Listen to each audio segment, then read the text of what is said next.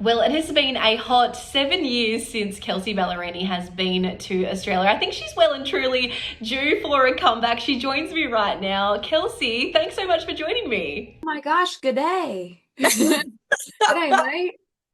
I gotta G'day, work to on you as that. well. I'll work on that. I promise. Can you believe it has been 7 years since you were last here? Yes and no. I mean, I love Australia so much, and I've had the luxury of being able to play music there a lot, but also just spend a lot of time there. And um, I don't know. I think I wanted it to be the right time to come back, and now I've had so much music that's come out since I've played there last, and it feels like the right time, and I'm honestly giddy about it. And I have been craving halloumi for 7 years now, and I can't wait any longer. I need some cheese. You guys don't have halloumi there? It's not the same. It's not as like squeaky. It has to have a squeak to it. That's so real. I totally get that. Well, so much has happened, within those 7 years. Like you mentioned, you've released a few albums more recently, Rolling Up the Welcome Mat and Patterns, which has sort of, evolved with your tours throughout that time as well. What has that whole experience been like touring around? I mean, doing this last tour, which feels like we just got off, but it's been a couple months now. Like I'm a very goal-oriented person, and it's sometimes really wonderful and sometimes just like keeps me up at night. But at the very tippity top of my bucket list was to do a headline arena tour.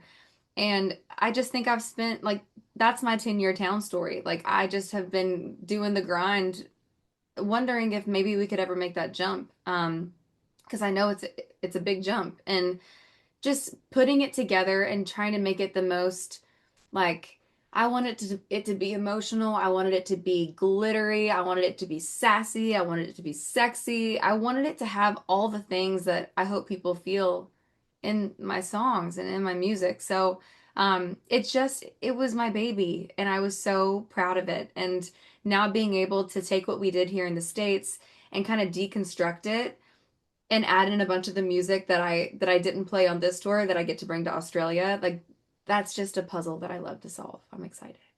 You mentioned, you tried to create so much on that tour. I feel like there were so many moments made throughout it as well, including, I'm sure you were so aware of this one song of Rolling Up the Welcome Mat. It is Penthouse. There's even a healed version, which I absolutely love. How did that moment even come about with that line? That song has just gone on its own journey, and I think I honestly resisted it for a while. I think just singing all of Welcome Mat for a while, I was like in a bit of like a push and pull with, but Penthouse in particular, that song, it just like for example, Peter Pan on paper, by numbers, by stats, whatever, that was like my biggest hit until Penthouse. And it was the song that every set, every time I played a show, I'm like, people are just waiting for Peter Pan. And that song very quickly became Penthouse. And I was able to like detach even myself from it and just go, oh my God, okay, like everyone is locked in on this song's journey with me. And so like how do we try our best to keep like updating it together? And it's just become like now I don't know where you're sleeping to now I don't care where you're sleeping, and like backyard for dibs is like a big chanty thing now, and none of that really was on purpose. It just kind of happened naturally. And I think that's the best thing about finding your people and your fans. It's like you get to make that shit up together, and that's so fun. Yeah, I love how you brought the fans in on that journey with you. Your fans are saying screaming that line is like therapy to them. Does it feel the same to you? Yeah, I mean, I definitely think I have to. I sing it now, and I literally just get excited about watching all the people that are there that know it and are connected to it. Like I don't really think about what I wrote it about anymore. But yeah, I think it was definitely a big part of the healing experience of that whole chapter of music. Yeah, I think we love, how real you are. You just yourself up on stage across your socials as well. To the point where you even shared how you've been wearing a wig up on stage to help protect your hair, which can I literally say I would never have known. Does it take a while to put on? It does. It does. I mean, honestly, it's because I have like two strands of hair left on my head, because I am not a natural blonde. don't tell anyone. So I was like, I have to protect like my little antennas. And so yeah, it just and I felt like Hannah Montana. And Yeah, that's I love every girl's that. dream. Every girl's dream. So it was like a twofer. Like it was nice to just be able to like protect my hair, but also just feel like Hannah Montana, best of both worlds every night. But it did take a while. It did take a while. Do you think it helped? Like, do you think you'll continue using it?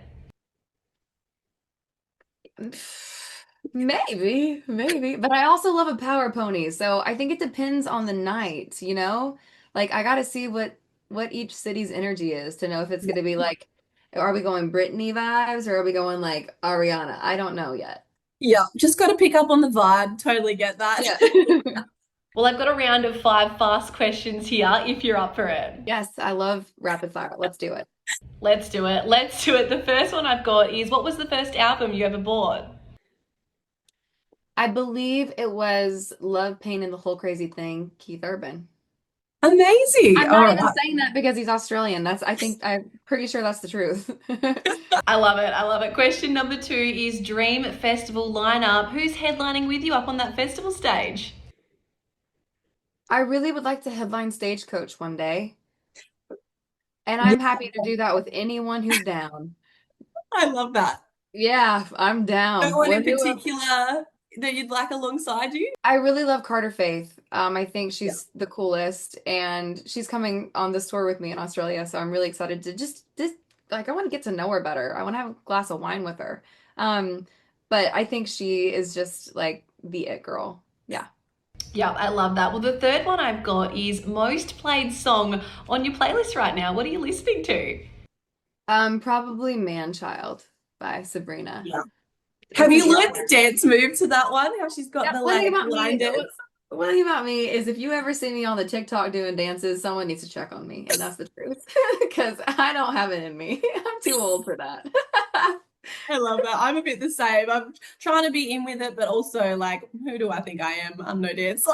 Yeah, no, I can lie to myself, but I don't want to do that.